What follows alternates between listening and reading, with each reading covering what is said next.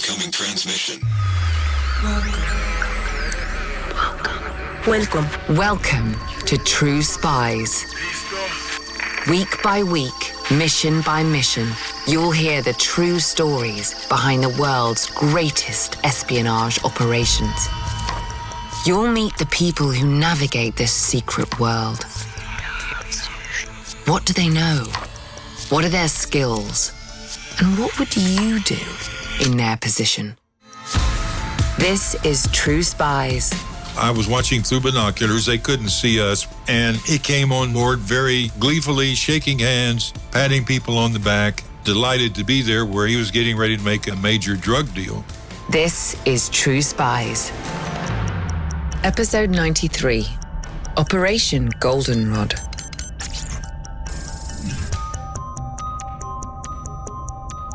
It was the 11th of June, 1985. 70 passengers and crew members had settled in for a flight from Beirut, Lebanon. Everything seemed normal, or as normal as it could have been. Civil war had been raging in Lebanon for a decade. After mounting insecurity in the region kicked off an era of extreme tumult. The conflict would ultimately claim some 120,000 lives. And Lebanon was in the midst of a so-called hostage crisis, as over 100 individuals from around the world were kidnapped in the country. Still, everything seemed normal enough, except to one passenger who had planned an act of terror. Fawaz Yunus was an officer in the Amal, a Shia organization operating in Lebanon and under the sway of Iran. Yunus was wanting to influence the Arab League to put a stop to the movement of Palestinians and having them settle in areas of Lebanon. So it was not even directed against the United States or Western countries, but it did involve U.S. citizens as well as a number of Europeans. It involved them because they were about to become his victims. 3 American citizens were on board the flight that day. And that's an important fact. We'll come back to it. As you might expect, Yunus was not a peaceful protester. That day on the Royal Jordanian airliner, Yunus and several other men, armed with assault rifles and hand grenades, attacked the air marshals and threatened the lives of the other passengers. It was later reported that Yunus convinced the passengers he had executed the marshals. 30 hours of chaos ensued. They flew all over the Mediterranean area, landing on 3 different locations, but they couldn't get to where they wanted to go. So they came back to the airport in Lebanon, pulled everybody off the aircraft, and then they blew it up and destroyed it, and that was all on television. And in the midst of the madness, Yunus was able to slip away into the city of Beirut, seemingly unscathed. But there was something he didn't know.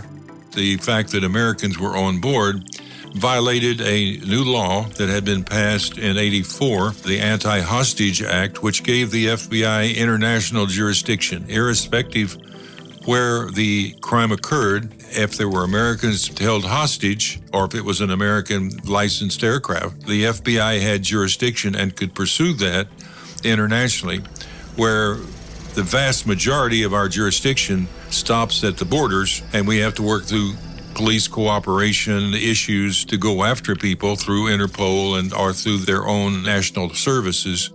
The hostage-taking statute conveyed by congressional action and presidential approval that the FBI could actually investigate and arrest any individual charged with taking Americans hostage anywhere in the world.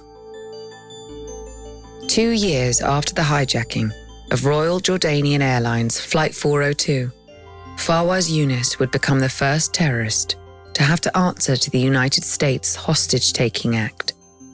In other words, he'd have to answer to Buck Revell. My full name is Oliver Bergen Revell III, and that's the reason I go by Buck. Buck is retired today, in the way that many former investigators and intelligence officials retire. Off the payroll, maybe, but still maintaining a full plate, chairing on various boards and giving his informed opinion on matters of international importance. And maybe that makes sense.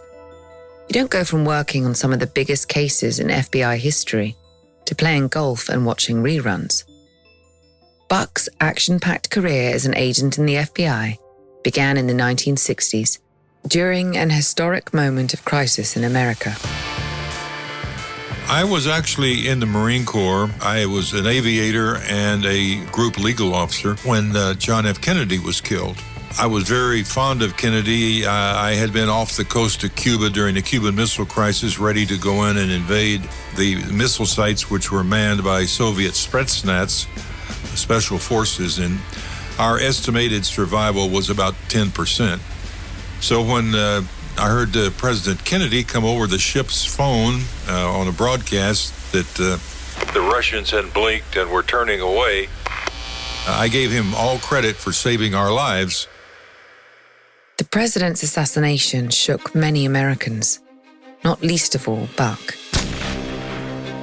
What helped me through that was that I got to work on that case as a Marine officer, making available all of the Marines who had ever known Oswald. That is, Lee Harvey Oswald, the former Marine who fired the fatal shot. And so I worked with 2 FBI agents for several weeks to make sure that they had all the background information, and that put me in touch with these 2 agents, and they one day dropped the suggestion I might want to consider the FBI. It wasn't an easy decision. Buck had just been promoted to captain. In the Marine Corps, I was gone afloat at least half the time, and I had 2 little boys at the time. So I said, well, I'll look at the FBI. I knew about the FBI. I looked into it, found out I was eligible, flew up to Charlotte, North Carolina, made my application, and 2 months later, I was being sworn in as a new FBI agent. It was 1964. Buck Revell would work for the FBI for the next 3 decades. Went from special agent up to associate deputy director, which was the number 2 position in the FBI. So I always said, for a farm boy from Muskogee, Oklahoma, that shows you that there's no limits in America with what you can do if you work hard. Buck has plenty of stories to tell from his 30 years with the Bureau. This one takes place when he was the associate deputy director, in charge of all investigative operations worldwide. In other words, the second highest ranking person in the Bureau. Let's go back to the Middle East in the mid-1980s. As Buck puts it, the Middle East was a cauldron of intrigue, espionage, sabotage, and kidnappings. From the time of the takeover of Iran by the Ayatollah Khomeini and his minions, we had a situation where Iran was not only a hotbed of extremist activity itself, but supporting a number of different groups, including 2 that were operating right on the border of Israel. They were taking and holding hostages in Beirut, in that area. And the entire Lebanese border with Israel was a hotspot. We had hostages being held at the time and were trying to get them out. That, of course, led to the rather infamous Iran-Contra affair, of which this had nothing to do. The Goldenrod was totally separate and apart from anything to do with the Iran-Contra, which was essentially a political activity. The Hostage-Taking Act had come into effect in 1984, a year before the hijacking of Royal Jordanian Flight 402. And it wasn't just a law the FBI could exercise. It was something the Bureau was actively seeking to exercise. Although the statute had been passed in '84, it hadn't really become functional through Department of Justice regulations, State Department issues, and so forth. We wanted to demonstrate also the fact that we had such a law, we could exercise that law, and we could actually seize and bring people all the way back to the United States for trial and incarceration. All they were missing was a target. And the FBI wasn't the only federal agency in on the effort. I had a working group immediately under the National Security Council at the White House, and the relevant agencies, which in this case were the FBI, the Defense Department, the State Department, and we also included in the Department of Transportation because Coast Guard and FAA were in that department at the time. So we met virtually daily trying to come up with targets. A few lucky criminals had made their shortlist. But surprisingly, Fawaz Yunus wasn't at the top. Our primary target was Hezbollah and a particular individual by the name of Haj Mughniya, who was the head of the organization in Lebanon and had personally taken hostages and killed American hostages. And at that time, we had no information that was true with Yunus. He had been responsible for significant crimes, but not direct execution of hostages. All right, he hadn't killed anyone, but he did hand the Americans the evidence they needed on a silver platter. The evidence against him was fairly simple to assemble. We simply identified him from the television and his own statements. And so, the difficulty of obtaining a warrant, if you don't know the identity and haven't seen what they're doing, you have to do it by other evidence. Here we had direct evidence on his part of both the hijacking and the destruction of the aircraft. So that's the reason we took the second best target at the time and exercised the first implementation of the statute with this particular operation. It wasn't purely for show. If they could successfully take Yunus into custody, they might be able to gather intelligence about other hostages held by terrorists in Lebanon. Our mission was to extract him, to be able to obtain information on the hostages, who was holding them, the makeup of the organizations, who was in power, who had authority and control, where they were located. All of that was what we were seeking. So the FBI has set its sights on its hostage taker of choice. Now, how to get their hooks in him? I put out a call to all of the federal agencies who operated any type of discrete activities in foreign countries, particularly in the Middle East. And the head of DEA at the time, Jack Long, got in touch with me and says, "Hey, Buck, we've got an asset in that area, and he knows the person you're looking for in Lebanon, says he can lure him out to Cyprus if you're interested in doing that." Was he interested? Absolutely. The asset in question was a man named Jamal Hamdan, who operated out of Cyprus. Hamdan believed he could lure Yunus out of Lebanon for the Americans to seize him. Going in to conduct the operation within Lebanon was simply too dangerous. Hamdan had been involved in narcotics, and he and Yunus knew each other, had drank and done other things together. And Hamdan essentially volunteered that he could make sure that we were able to meet with him under false pretenses, in other words, a drug deal. Of course, people don't typically cavort with hijackers unless they have colorful histories of their own. He had a very sticky issue. He had killed his sister-in-law because he had found her being indiscreet with other men. That's hard for us in America to appreciate and understand. And he had been actually found guilty and sentenced to prison, but he had only served 6 months. Just 6 months for murder.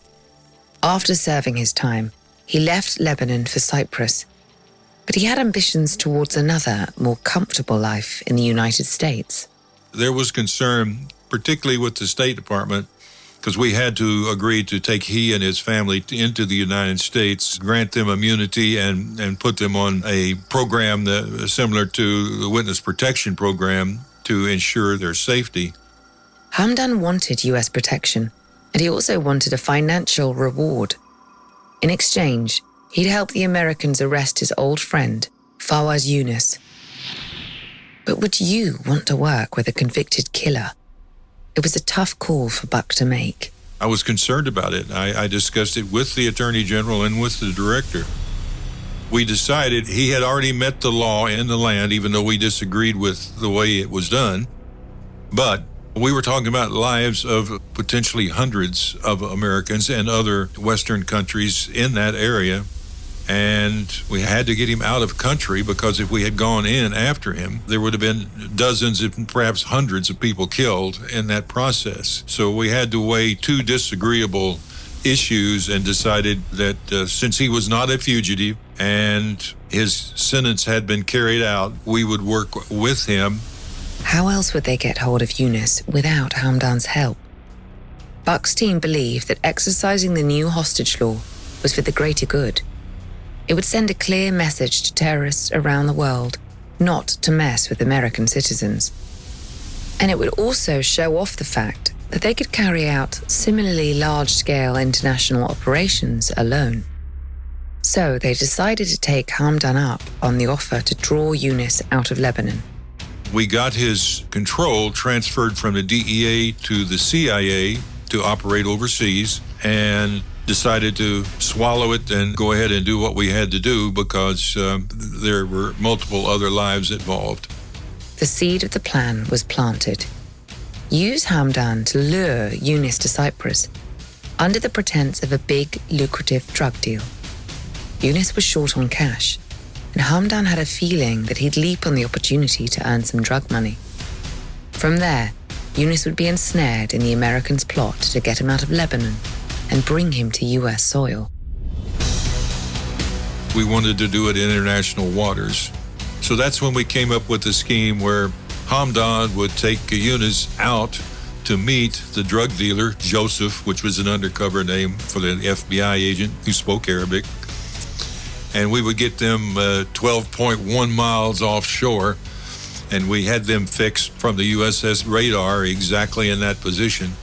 In order to execute the operation without violating the laws or territorial rights of any other country, it all needed to happen in international waters. So, the plan was this. Lure Yunus out of Lebanon, thinking he's about to make a boatload of money. Then get him onto a yacht, with the help of an undercover FBI agent posing as a drug dealer. Then arrest him and fly him to the United States, all without touching national soil. By this point, the operation had a name: Goldenrod. Why Goldenrod? I asked that question myself. I didn't name it. They said Dewey came up with that because he thought if we can get this done, it's going to be our gold link to intelligence in that area, so we ought to call it Goldenrod. So this was the Goldenrod to reach between our ability and our knowledge and carrying out our mission. Dewey is Dewey Claridge, legendary CIA operative, then the chief of the CIA's Counterterrorism Center. He worked in tandem with Buck, who oversaw the operation on the FBI side. Dewey was somewhat the James Bond of the CIA. He had been involved in a vast number of international operations, was very debonair, and smoked his cigarette with a holder. The team didn't want to put Dewey in danger, but he did travel to Cyprus for the operation, as did Buck. Remember, Buck was the second in command at the FBI at the time, but because this was such a high-stakes operation, it still made sense for him to get his hands dirty with the rest of the team. The Attorney General was very pleased with me going over because it was the first of this type operation. It was going to have political ramifications irrespective of where it occurred, and I had to end up going to court and justifying to federal court in Washington as to why we did it the way we did and how it comported with the new federal anti-hostage statute.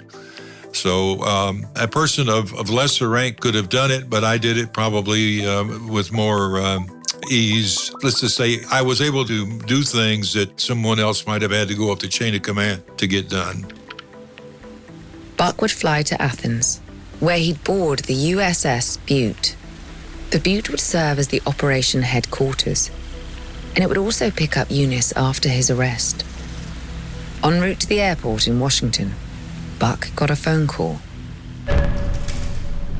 From Ed Meese, the Attorney General, and he said, "Hey, Buck, I've got news for you." I said, "Yes, sir. Why, are you calling us off?" "Absolutely not. I just briefed President, and he's all for it and says go get him." A good word from President Reagan was a pat on the back Buck was happy to receive. But it also put the pressure on. The plan had better work.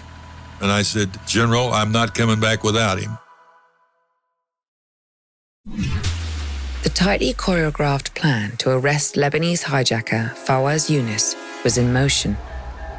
Buck was working from the operation headquarters on the USS Beirut, which was making its way from Athens to Cyprus.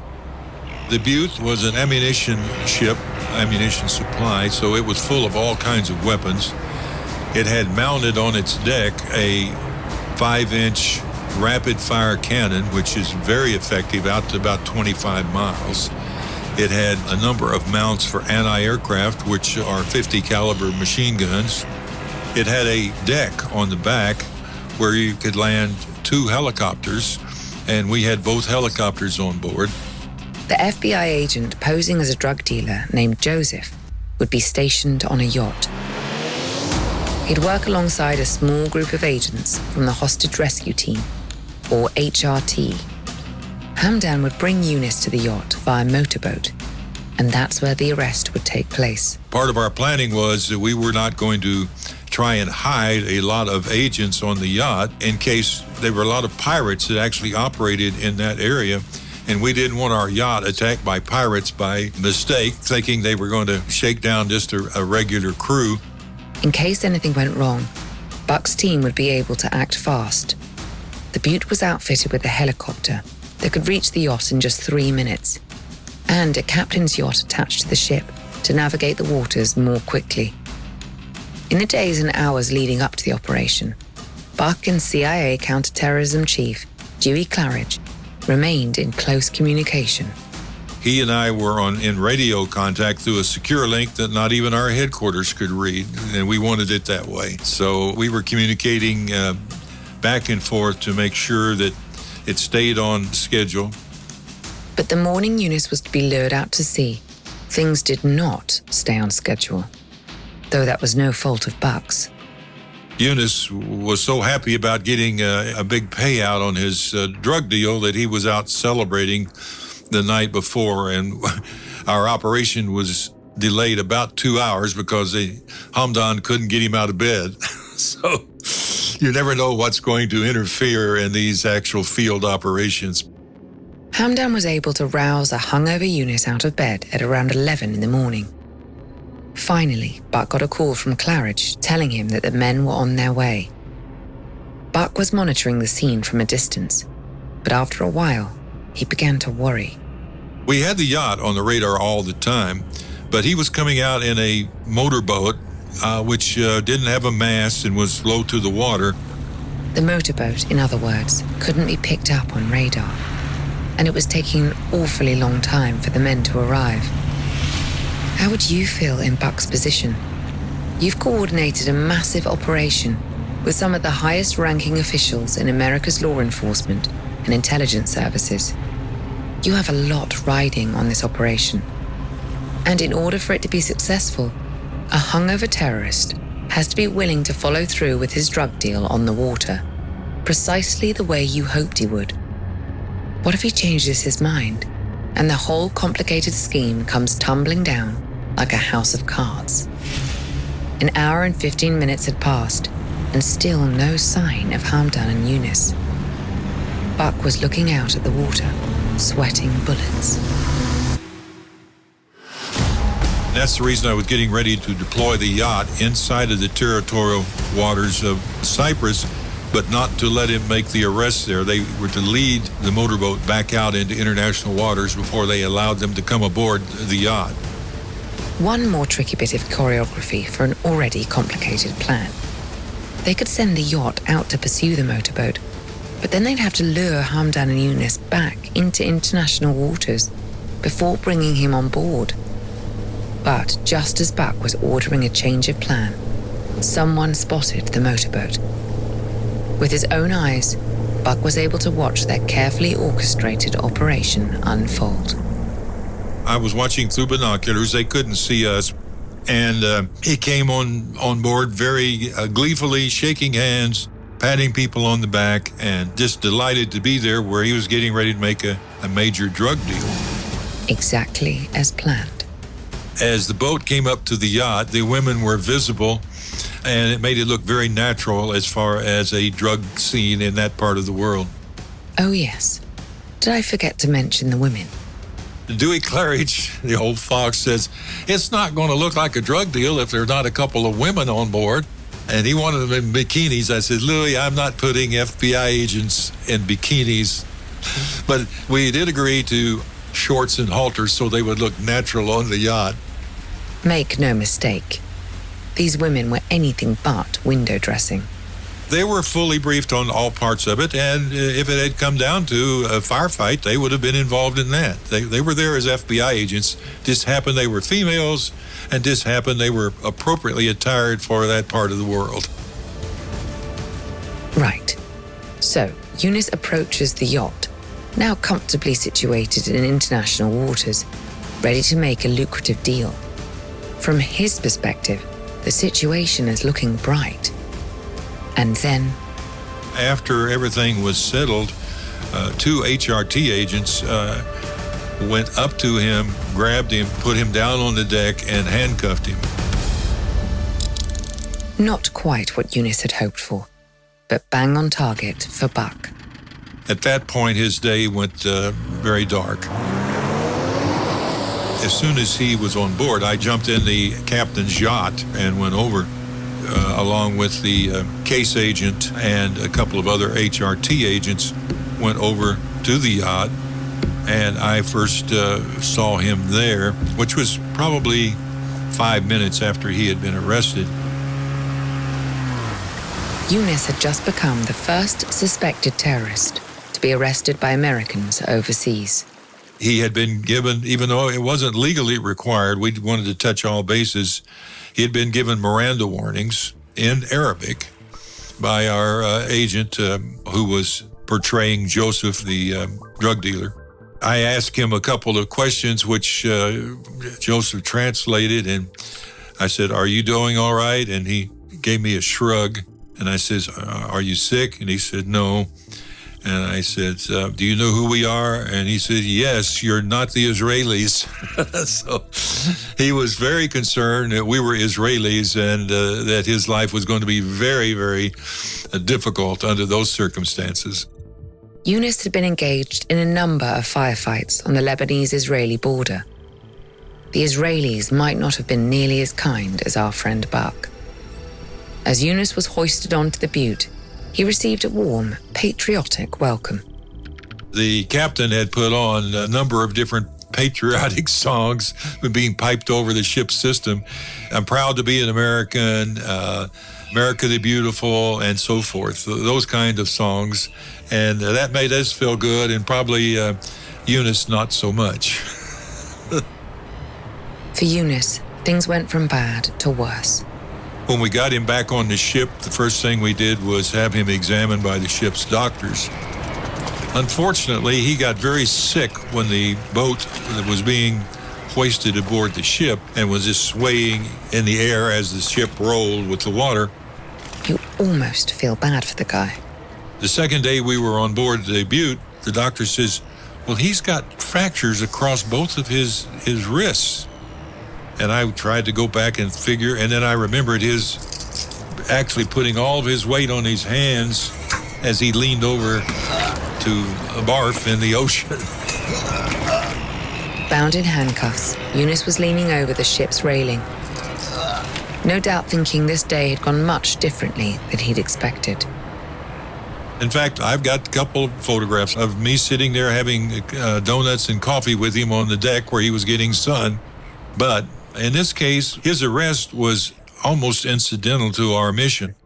A key part of that mission, to gather intelligence on terrorists taking Americans hostage. And Buck and his team were able to do that with great success. We learned about not only the Amal, but also Hezbollah, which was controlled entirely by Iran.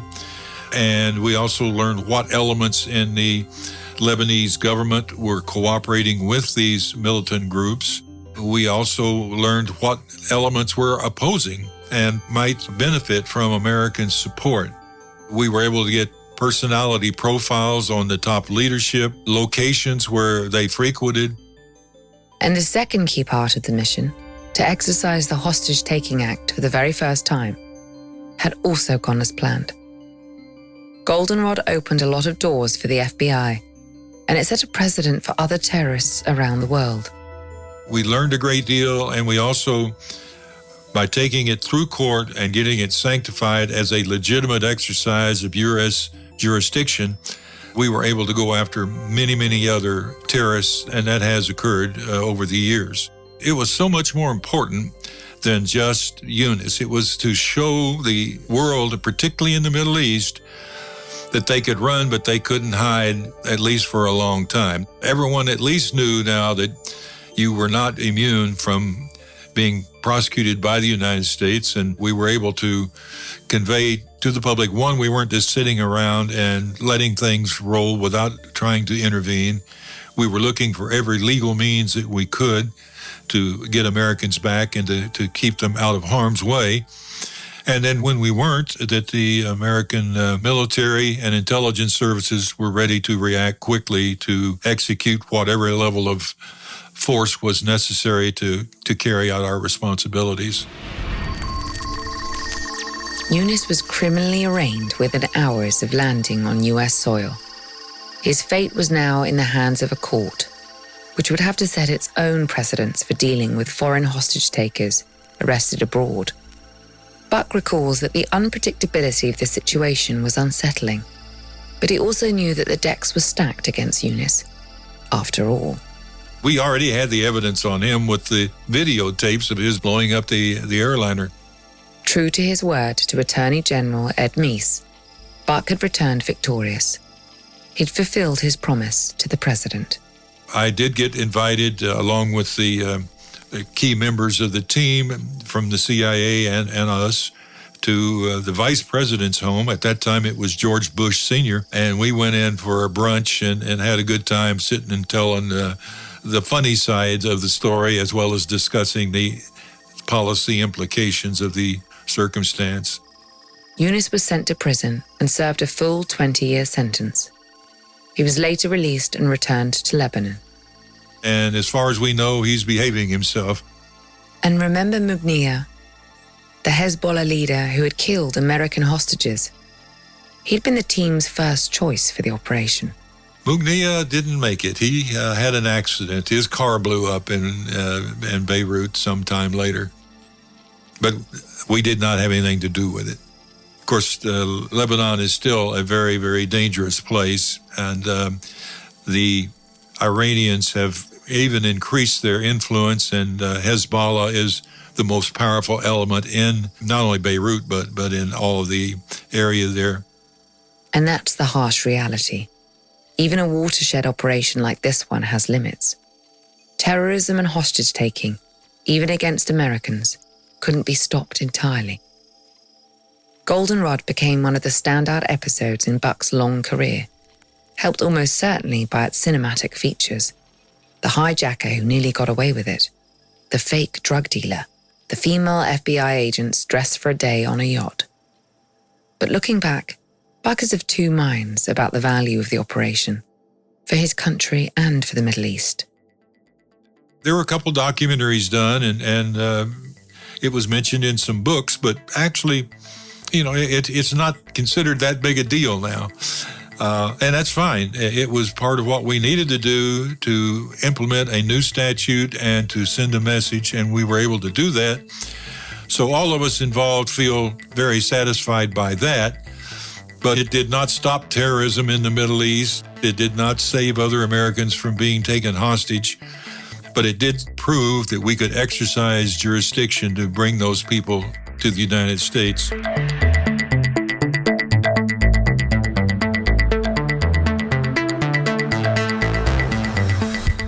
I'm Vanessa Kirby. Here's a taste of next week's encounter with True Spies.